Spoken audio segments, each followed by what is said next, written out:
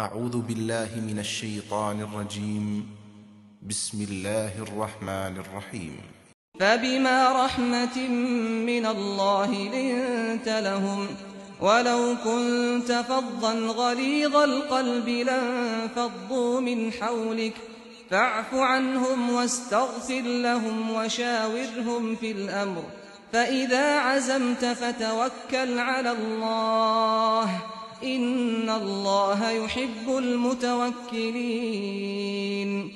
इन यंसुरकुमुल्लाहु फला गालिब लकुम व इन यख्दुलकुम फमन दल्लज़ी यंसुरकुम मिन बअदिहि व अलल्लाहि फल्यतवक्कलिल मुमिनून। सो ये अल्लाह की इनायत है कि तुम इनके लिए बड़े नरम खू वाक़े हुए हो ऐ पैगंबर। अगर तुम दुरुस्त खू और सख्त दिल होते तो ये सब तुम्हारे पास से मुंतशिर हो जाते। इसलिए इनसे दरगुजर करो, इनके लिए मगफिरत चाहो और मामलात में इनसे मशवरा लेते रहो।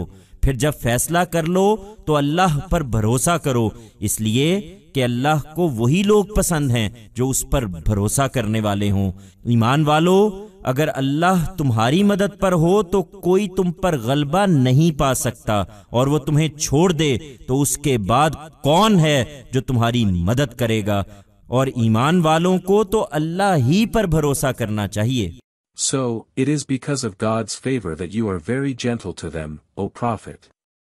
Had you been ill-tempered and hard-hearted, all these would have dispersed from your presence.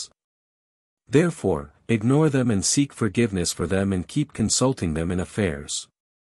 Then when you have taken a decision, put your trust in God because God loves only those who trust Him. Believers. If God is there to help you, none can overcome you, and if He abandons you, who then can help you after this? And believers should only trust God.